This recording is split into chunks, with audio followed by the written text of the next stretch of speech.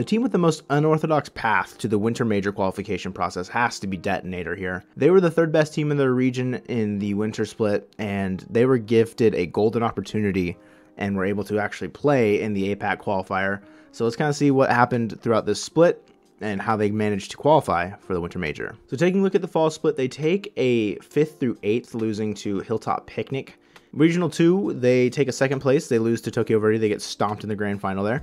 And then Regional 3, they lose to Team Ganders in the semis. You know, could have gone either way. It was a game 7. So they are the 3rd best team by the fall rankings. They do not get a chance to play in the APAC Qualifier. Heading into the Winter Split, we see a change. They start off a little bit hotter, and Tokyo Verdy starts off with a bit of a blunder compared to their normal standards. DeToNator take 3rd, losing to the eventual champions of the Regional 1, which is NIMT. Regional 2, same story here, except they lose to Tokyo Verdy. This is the event that Tokyo Verdy went 21-0 in, keep in mind. And then in Regional 3, they need to win, basically, with how well NIMT was playing, and they lose to NIMT in the 3rd place game there, meaning that they are once again the 3rd team in APAC North in terms of qualification points. But NIMT was not able to play in the APAC qualifier for whatever reason, so the next team is the team behind them in points, which would be DeToNator. So DeToNator is gifted an opportunity, and they are allowed to play in the APAC qualifier, where they go on the lower bracket run of their lives after losing to Gaming Gladiators 3-1,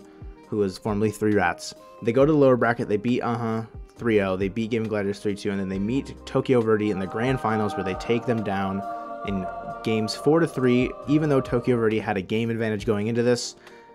Burn, Olpix, and Mikan looked crazy in that APAC qualifier. You can see the stats here. They're more consistent across the board. Burn's at the top, Mikan's in the middle, Olpix is not towards the bottom, but compared to the rest of his team, there's only 12 players here. But you look at where Tokyo Verdy's players are, Realize on top, and then Conra and Tenau are at the very bottom. So you can see that DeToNator is a more consistent team during this APAC qualifier, and that is definitely what propelled them to beat Tokyo Verdy in that grand final, thus qualifying them for the Winter Major. We're going to start with Olpix. His stats are up a good margin. He's scoring more goals. He's making a bit more saves. So his defense and his goal output have increased a little bit, and his rating has gone up a little bit as well. But Olpix's main stat that he is known for in the region is demos. He led the fall split across all events in demos per game. And then in the 4 events for the APAC region that he was able to participate in the winter split, he averaged like 1.84 goals per game, I think was what the number said. So although he's making an impact on offense and defense here, he is still making I'd say a larger impact on the offense by clearing out the goal for Mikan and Burn to be the sharpshooters of the team.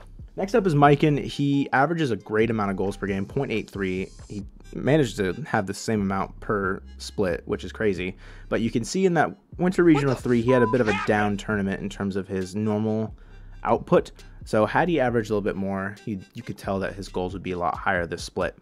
But there's an interesting power balance here between offense and defense in APAC, where the defense is not very good, but the offense is good. But once those kind of balance more, you might see goals per game go down and the saves per game kind of go up. Mikan, great player. He fills in really well with Olpix and Burn, and he helped them qualify for the Winter Major by slotting in that final goal against Tokyo Verdy. Next up is Burn, the absolute stud of this team. He is crazy. He averaged over a goal per game in each event during the fall split, and then he still managed to increase his goals per game in the winter split, even though he had a down tournament for DeToNator in Winter Regional 3.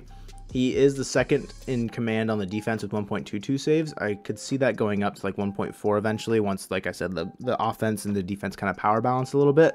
But Burn, he's an offensive superstar. He's really great mechanically. He's got really great speed on the pitch compared to a lot of the other players that he's playing against.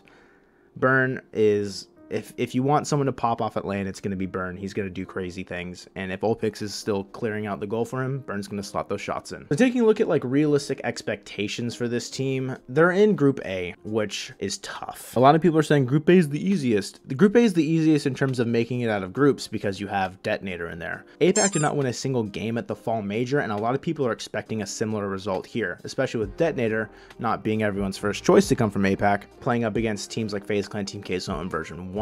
So expectations, I do see them going 0-3. If they take a game, it'll be pretty lucky. I have them taking a game against Version 1 just so I don't feel too bad about my predictions. and that's kind of like probably where I'd put their peak as well, maybe taking a game or two. Realistically, DeToNator's biggest thing here is that they want to take back to the APAC region what Tokyo Verdy kind of did for the fall split. They learned a lot from that, I'm assuming, and they will just get better from this event by playing against these teams and playing at that speed. They will score some goals. You'll see some highlight goals potentially, but at the end of the day, DeToNator, you're probably just happy to be here. But with that all being said, that's DeToNator's team spotlight. We have one last team to cover, and then we're into the winter major, baby. We're almost there. Can't wait. If you guys are excited, leave a like on the video, and I'll see you guys next time. Peace.